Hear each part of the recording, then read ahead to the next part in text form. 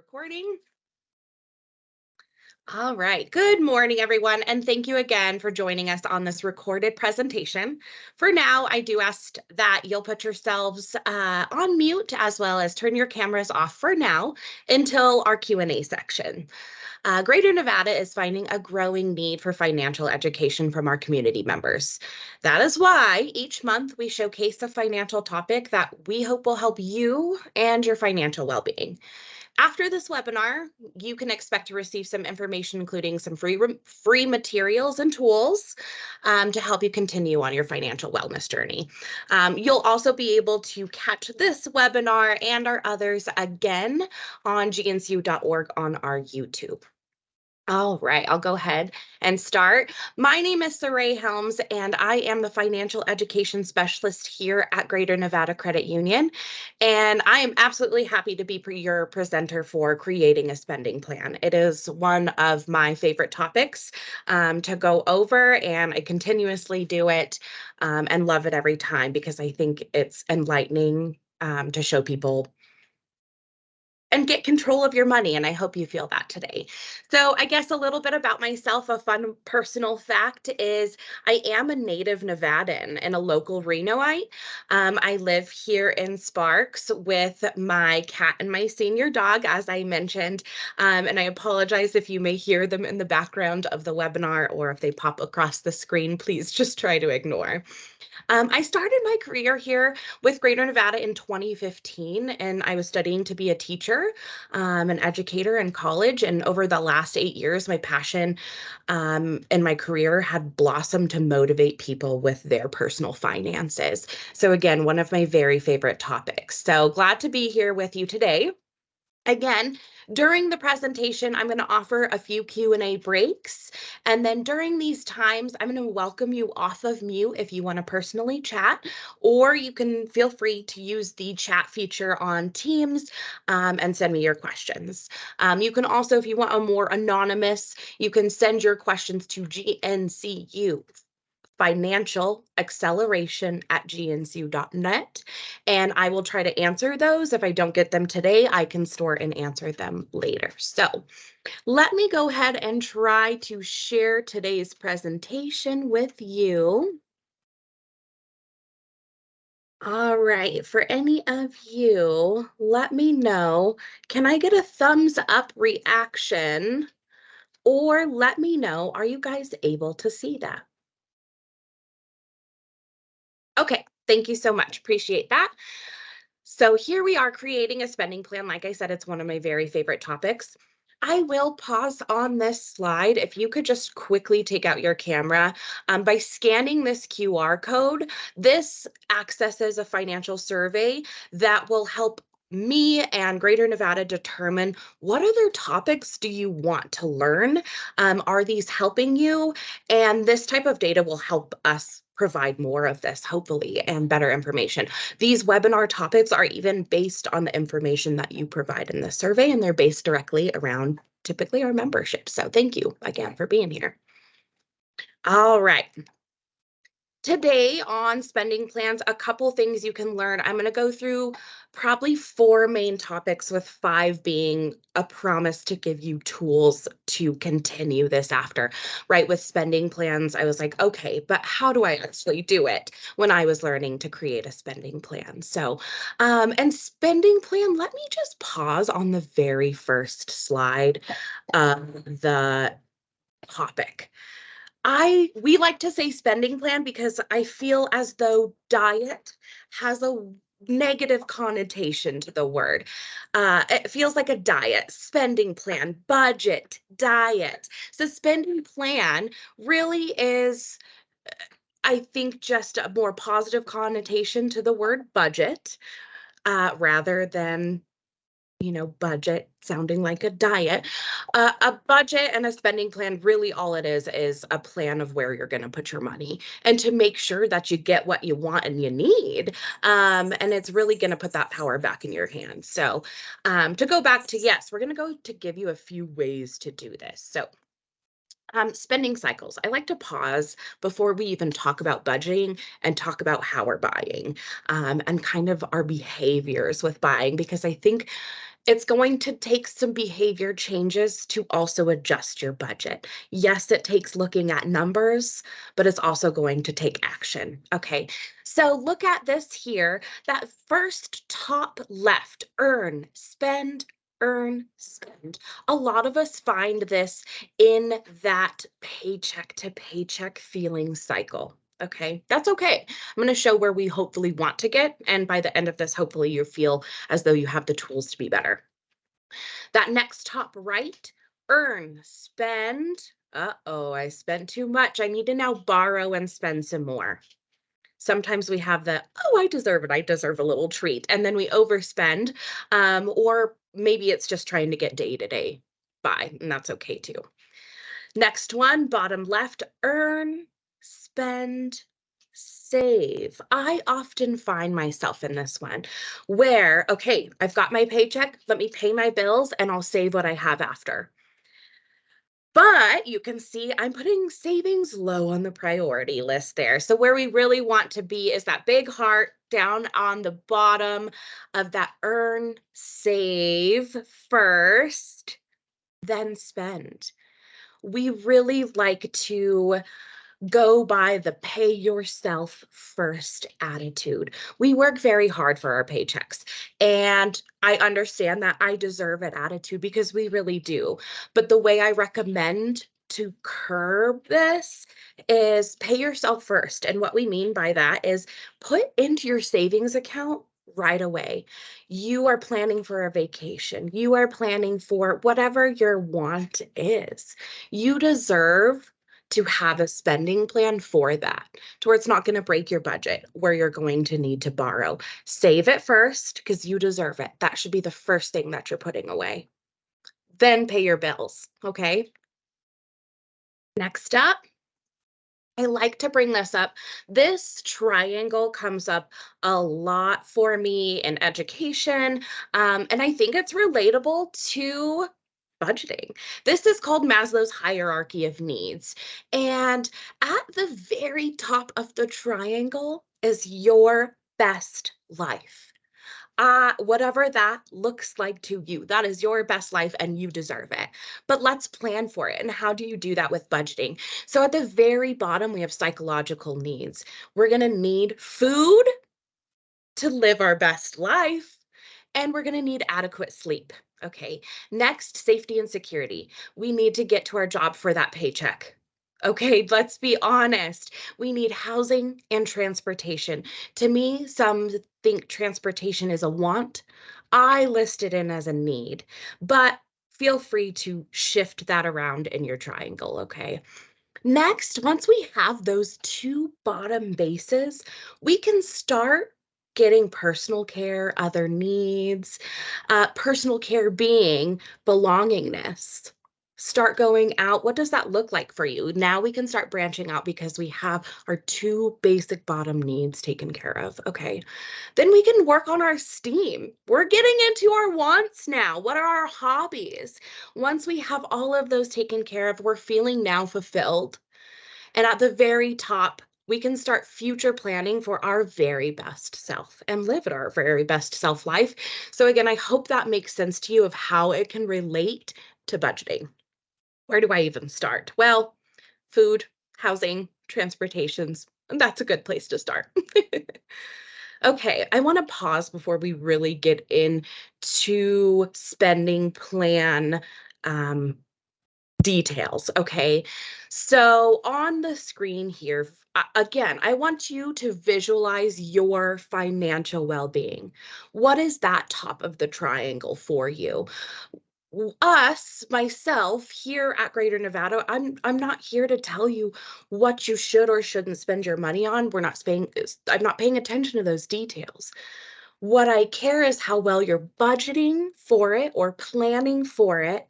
And we want you to live your best life. Okay. So look at the screen, and this is a reminder that sometimes we do success or equate success with money, with material possessions, and with status. And along with budgeting, we may need to rework this And so just as a reminder, there's three words on the screen: wealth, income, and your net worth. And as a reminder, none of those say that those are equivalent to success. So this is a reminder to make your own success. Okay. What does that look like? When I explain success to somebody, I said, you know what I want? I want to be able to slide my debit card for groceries at the grocery store without thinking or having to look at my budget every month. That is success that I want. So again, that's a different version of it. So what is living a wealthy life to you? And so as you listen to this, I want you to feel as though you're customizing it. I'm not that person that's going to be here to go,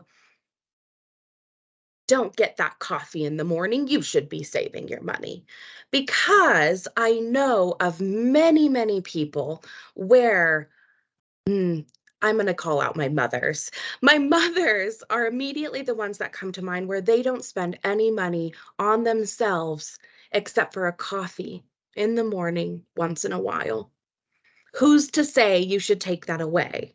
If that's your one thing you're looking forward to it, keep that and just budget for it. Spend for or create a spending plan for it. Okay. Before we move on to the nitty gritty, I call it, because that's when we start getting into numbers. Are there any questions? So happy to take yourselves off mute if there's any in the chat. I don't think I see any so far. Okay, I'll keep moving on. So what is a spending plan? Like I said, I kind of put this in funny script text because it sounds like it's a big deal, but it's really not. And I want you to get rid of that stigma that it's scary to do. It's just a plan of where your money's going. And to me, that's how you get the things that you want. Okay. So planning can be exciting to me. Just on the screen here, typically when we're looking at a spending plan, yes, it is your income. Then we're going to have to calculate your total amount of your expenses and your savings. Remember that earn, save, spend. That's here on the screen. So we need to make sure that your income is more than that savings and expenses that are going out. Ins versus outs. Really easy. So on there, I like to put down there though, look at those income. Sometimes we forget creative ways to include income, scholarships, grants, gift cards are income. Okay. Let's look at those savings. I like to think when I save, I remember going, well, where do I even start? Well, I like to say you need to start with an emergency fund, an overdraft fund, something like that. Okay, immediate funds that you can use that are cycled through. Then we can start on your short-term goals, your midterm goals, or your long-term goals. And this will make more sense a little bit later on. But like I said, this is some of the nitty gritty. And then expenses. Expenses are really important to obviously calculate, but we do have fixed expenses that happen, such as these are expenses that are the same every single month. My rent is the same every single month.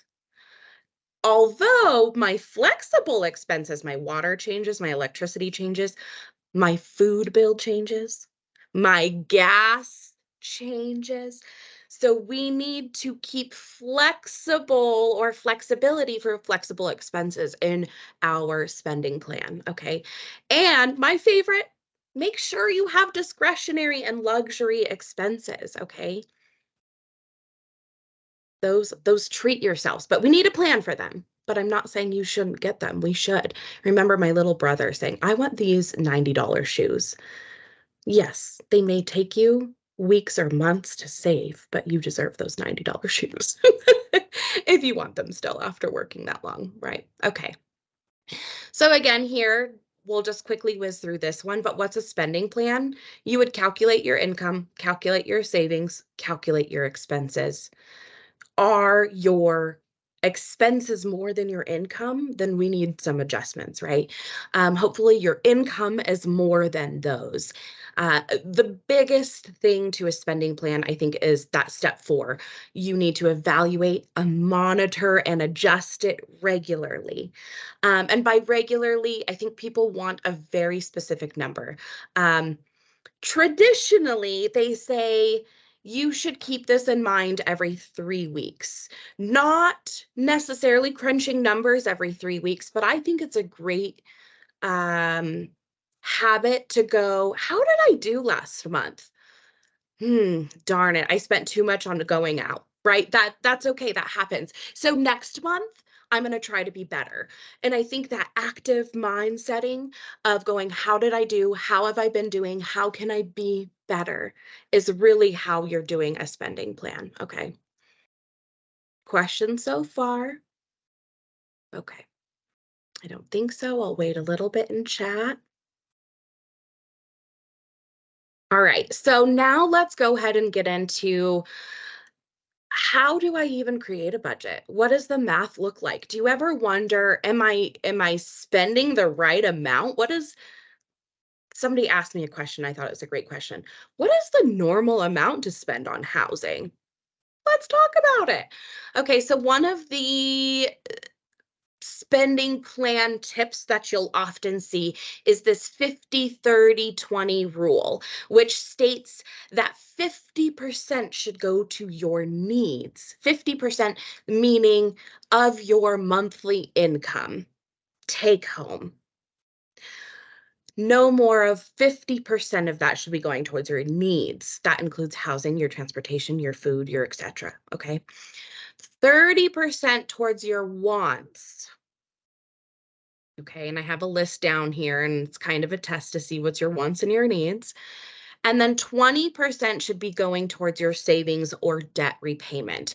We'll look at that. You can calculate it there. I'll put that on the screen, but I like more specifics. So if you're like me, we'll pause there. Any questions on the 50-30-20 rule? I'll go back to that. Okay, I really like more specifics. This is called the category method. And to me, this makes more sense. That answers the question of how much should I be spending on housing? So I want you to take a look at the pie chart on the screen right now, and then we're going to take a look at today's costs.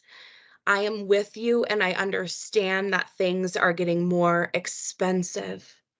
And we cannot ignore that. We feel that with you, right? All of us do. It is life right now. So we are going to look at today's expenses. But on the screen here, housing, that 35%, I want to tell you guys that as a renter, or excuse me, as a person to put you in a home, whether that was you were looking to rent a home or to buy a home and have a mortgage, that person could not be put into that home if that home was more than 35% of their monthly income. Okay, so that's typically where that 35% comes from. It is a rule typically for lenders. That's how much we've deemed is appropriate for your housing. Okay, transportation is 15 to 20.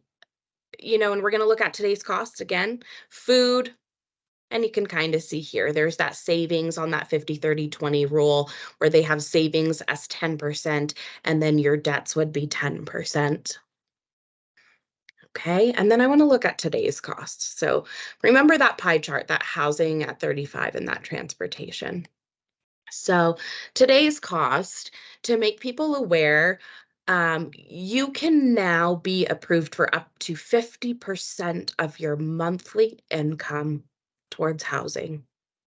So you can be put in a home, again, I'm going to say that, where you're paying half of your monthly income towards housing.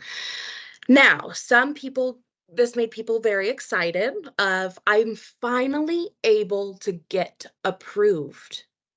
I can finally buy a home, and home ownership is possible for me. Now, looking at that pie chart, It's very hard to squeeze that in if you are doing that 50% of your monthly income towards housing alone. Okay, that means your transportation would maybe need to be down to 10%, but today's costs, people's transportation are averaging around 25% of their monthly income, up to 25%. So if you look at a quarter of that pie chart, gone. 50% of that pie chart towards housing, gone. How do you do it? So my biggest recommendation is that you do not, when you're looking at renting or getting approved for a mortgage, you are not pushing it to that 50%. And when I also want to pause here, there's a common, I think, misconception of if I wasn't approved for it, or if I was approved for it, that means I could afford it. The bank wouldn't approve me for it if I couldn't afford it. Or the credit union wouldn't approve me for it if I couldn't afford it. When I want to pause there and go, that's not necessarily true. We don't calculate all of your other bills in. We are stating with no other bills, unless you give us those bills, we're going to help you try to calculate that in, right? But typically with none of those bills calculated, affordability would be up to 50%. That does not mean that your spending plan can afford 50%. So it's up to you to know your spending plan before, signing that lease.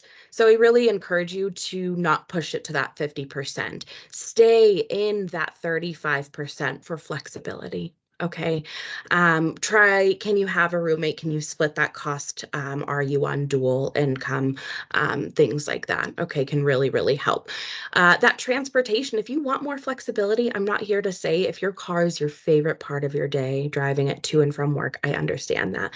So if your car payments are higher, you can have flexibility in that wheel, right? Here I am saying, adjust your own wheel. Your wants and needs can be different. I don't have a car payment personally, so I can really have a lot more flexibility. I drive an old car. I have more flexibility and I like that. Okay. So that is nothing wrong. Again, if you have a car payment, nothing wrong, but you have flexibility elsewhere.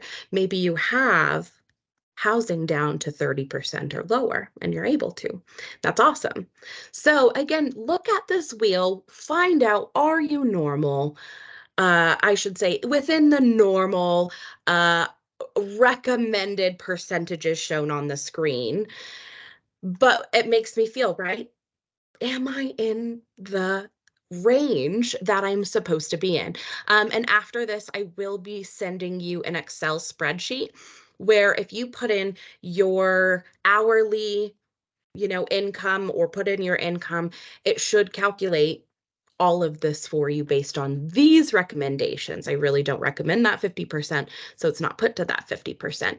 And it'll tell you, are you within those ranges, and what would you need to change to put in those ranges? So I hope that helps you. It's just a little bit of math. So how can you put these into action? That's a really big question. And I'll have a question break after this. We're really wrapping up a little bit early, so we can have probably questions for the end, which is nice. I think that's one of the biggest questions with spending plans. Okay, I have the math. Even if you do your Excel spreadsheet or you find an app that works for you, or it's just on paper, that's okay. But then what? How do I keep it in action? So I wanted to go over some spending plan actions that really helped me.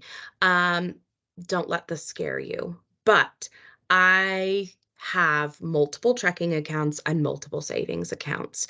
I have, I guess, technically 3 checking accounts and 5 or more savings accounts.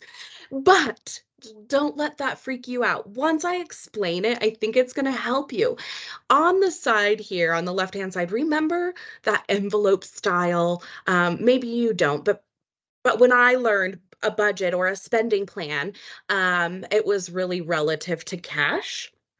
And this still works, I would say, if you are using cash, but you would get your paycheck and you would have your cash and you had multiple envelopes that you would put my rent is this much and my cash goes in here, and transportation's this much, gas is this much, food is this much, and you would divide your cash into envelopes. I don't necessarily recommend having cash around the house anymore. We really recommend that you put that into a federally insured account in case anything happens. There's possibilities to get that money back. Cash has a risk with it. So now what I recommend is just transition that envelope method to online, to having accounts. So let me explain myself and my 3 checking accounts. I have a checking account for my wants. This is my personal and discretionary funds. I have a checking account for my bills. I immediately transfer from my paycheck into my bills account how much. So let me break that down even further. When I've calculated my expenses, I've calculated I have this much total for my month that I need to pay for housing.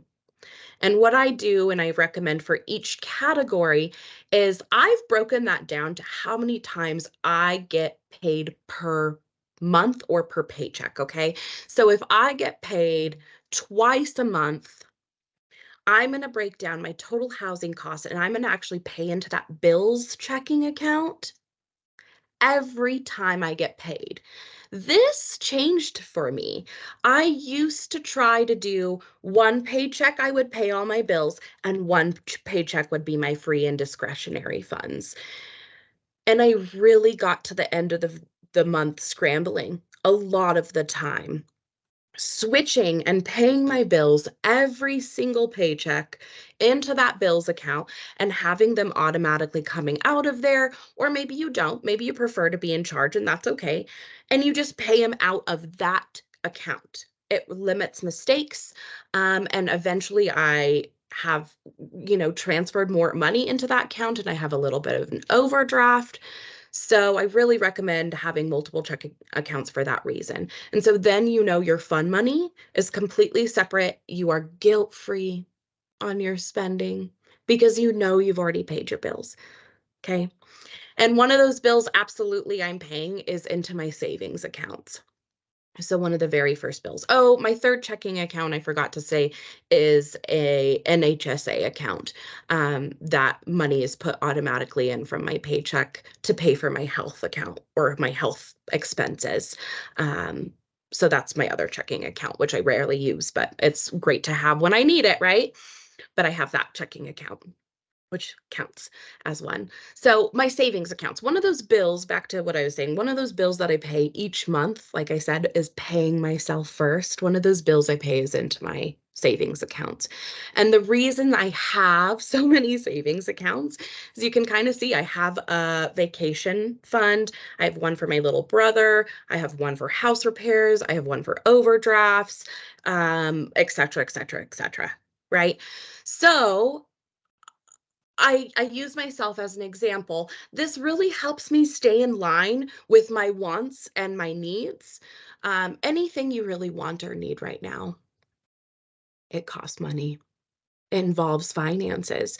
So I'll use myself as an example. I had a vacation planned at the fall time, this time, 1 year. But I had completely blown up my vehicle at the beginning of the year. I like off-roading. I had a oopsie and my car wasn't working. Okay, and it was very costly for repairs. But because I had a savings for my car and a savings for my vacation, I was able to completely pay all of my car repairs out of that savings account without touching my vacation fund. I knew exactly how much. If you have it all in one piggy bank, all in one savings account, and you crash that open and you take that for car repairs, how much do you know that you have for vacation and your emergencies and etc. still? To me, you're just hoping that it happens, not really planning for yourself that it happens. And you deserve that vacation. Okay, so again, I am paying myself first and making for sure I am going on vacation that year and I am doing it guilt-free because I have planned for it. Okay. And then savings, other savings for needs. Like you said, or like I said earlier, I have one for overdrafts and emergencies, for my vehicle repairs and my home repairs. Oh, your child and your savings or college funds.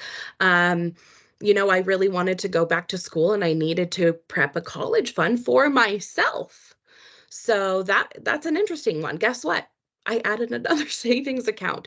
And then I think people forget they can have additional savings accounts and use them. And then if you want to, you can close them out or use them for a different goal later, right?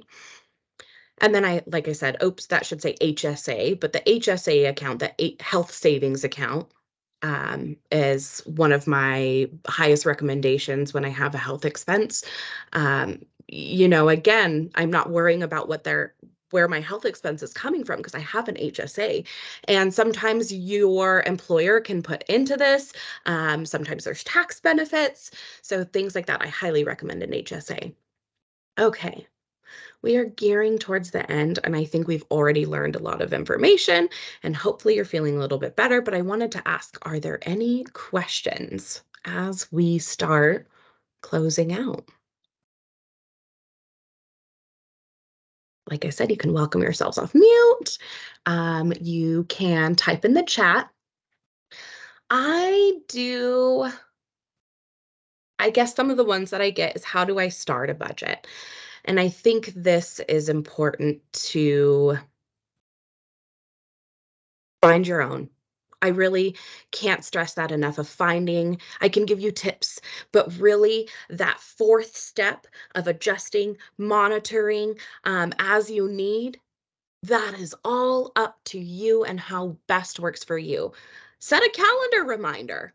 Every 3 weeks, do you check in? There's also different apps and things like that you can use. So I'd say, how do you start that? I got a comment. I love my HSA. Any tips on how to determine what 3% of income would be to contribute to that? So, I mean, I would say simple. I shouldn't say simple math, but however much you wanted to. If you're wanting to say 3% of your monthly income, typically, I think I have calculations actually on a different side. Timesing by 0.3 to find out that total amount of what would be taken out. Let's see. Do I have it here? Yeah, it's on the needs and wants. So if you wanted 50%, 0.5 for 50% value, right? So just to give you a little bit of a visual, if you wanted 30%, it would be 0.3, 3%, 0.03. Excuse me, did I say 0.3 earlier? I hope that helps. I hope that helps. I actually think on the Excel that I will be sending you, I'm hoping it'll let you be able to adjust that. If you wanted to put in specifically 3% to your HSA, I'm hoping you can switch that savings to, a little bit more and you could calculate that. So I hope that helps. But absolutely, HSA, if you can just take it even out of your paycheck in the beginning and have your employer do it, that way you're not dealing with the tax, having to calculate it at the end. They typically will take care of that all for you since it's coming out of your paycheck, right? And doing it that way. But not only for the ease and the convenience, but you start to buffer and feel that just come out of your paycheck and normalize that in your monthly income, right? It's not so much, and it stays consistent when it comes out of your paycheck, and you just start to adjust that the amount that you are getting from your paycheck. Okay, let me go ahead and go back. We'll go ahead and continue. Like I said, I think we'll have absolute time for questions at the end. But 5 budgeting tips to start, right? How do I even start budgeting? So, number 1, start. However, like I said, whether that is envelope, it's paper, that Excel, start somewhere. Know physically how much you should be spending and if you're in those recommended parameters. If you're not in those recommended parameters, why? It's not a bad thing if you aren't, right? Maybe, like I said, you have that flexibility elsewhere to where it's giving you that, okay? But start somewhere. Know where you should be, okay? Know how much is coming in versus how much is going out. Have you ever looked at your statement? Your monthly statements come with in versus out. Were you positive or negative? They actually do it for you. How have you done the past couple of months, and see if it changes for the next 3 months, for the next 6 months. And I also want to say that I think we'll talk about it, but we have hard months as well, and that's okay. So, you know you best. Okay, again, find the method that works for you. Is it the 50, 30, 20? Is it the categories? Okay, start thinking of action plans that may help you, those steps. Is that multiple checking accounts or multiple savings accounts going to help you? Is just putting it into 50, 30, 20 going to help you? Just start, right? Control your plan and don't let it control you. My highest recommendation, try to stay around that 30% for housing. Try to stay under that 20% or 25% for transportation. 20% is even better, 15, right? As we go on.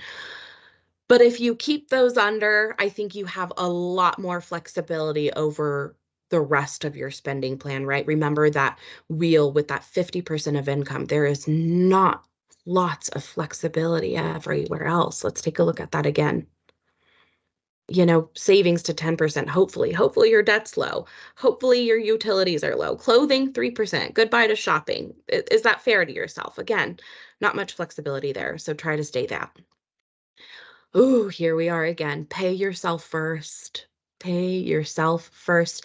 Try to get into that earn, save, spend mentality. Again, I'll say it, right? You work hard for your money. And that is one of the biggest things. I think one of the questions I get is, how do I curb my impulse buying? I'm really bad at impulse buying.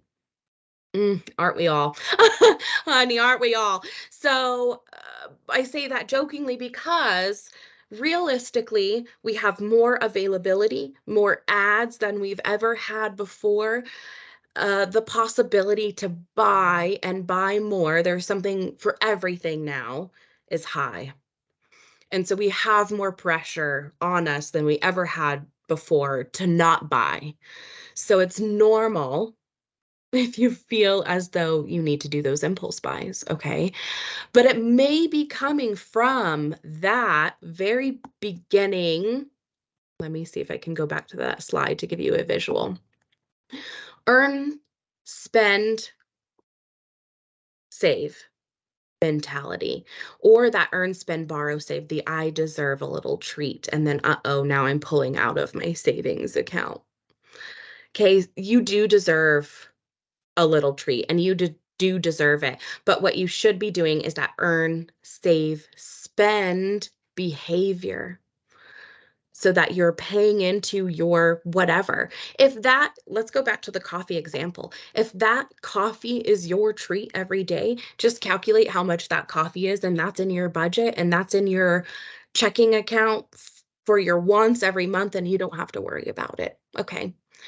So again, try to just get back to that earn, save, spend mentality. And the last one, monitor and stay empowered of knowing where your money's going. Check in frequently with yourself. How, like I said, every 3 weeks or so, are you having that conversation with yourself going, how can I do better? Did I get any closer to my goal?